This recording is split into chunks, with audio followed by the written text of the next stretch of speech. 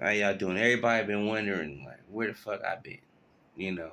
Like I said before, for the most part, um, yeah, I've been chilling. I've been chilling, trying to recover, make sure that I can get back on here and talk and make sure that I'm funny.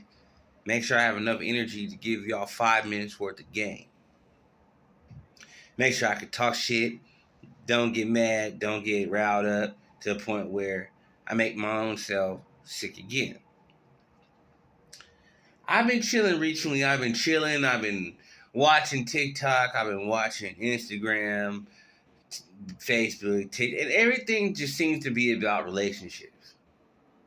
Now, it seems like once Kevin Samuels died, all of a sudden everybody's relationship expert is trying to take over the throne for Kevin Samuels. But now, what makes it worse is we have women intake and men intake about relationships.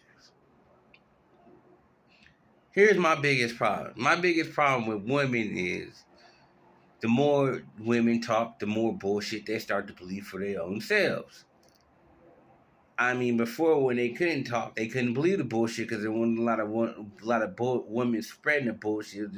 It wasn't everywhere. It wasn't international. It was just in the house bullshit. You could tell that to your sister or your cousin or somebody like that, and they can choose to believe the bullshit you come with during that where they're at, depending where they're at in the demographics of where they're at.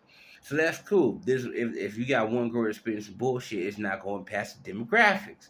Now, with the internet, things are going past the demographics, and a lot of women are getting a lot of bullshit out, and they're spreading a lot of bullshit to women to the point now where it's a little bit of lightweight feministic, lightweight crazy. But at the same time, women do have a point. But at the same time, we don't want to hear the damn point. Now you have men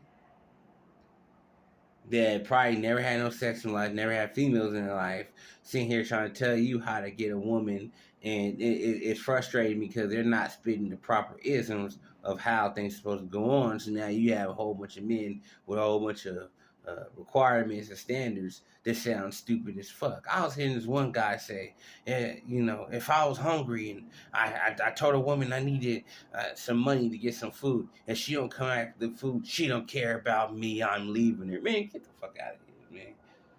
Nigga, you should have enough money to get your own food. Cause to start that off. So if you ain't got money to get your own food, maybe you shouldn't be dating. And if you deal with a woman that don't want to pay, get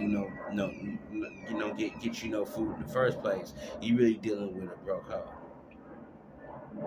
Now, um, the problem is I don't like guys. I can't listen to guys that I feel that I got more pussy than. That's my biggest problem. I can't listen to a nigga that I feel I got more pussy than. If I feel like I got more pussy than you, I can't listen to you. But if I feel like, what I'm saying, only niggas that I feel like that can tell me something, nigga, is like Drake. Drake can tell me something because Drake got a lot of pussy. It's like Drake is one of the greatest when it comes to getting pussies. He's one of the greatest niggas that ever lived. They got fucking pussy. One of the greatest niggas that ever lived. They got a gang of pussy. You know what I mean? This nigga's taking girls on trips. The money you have that Drake has, he's taking all these girls on luxury trips. Buying out the bar, buying out the Coliseum. You know what I'm saying?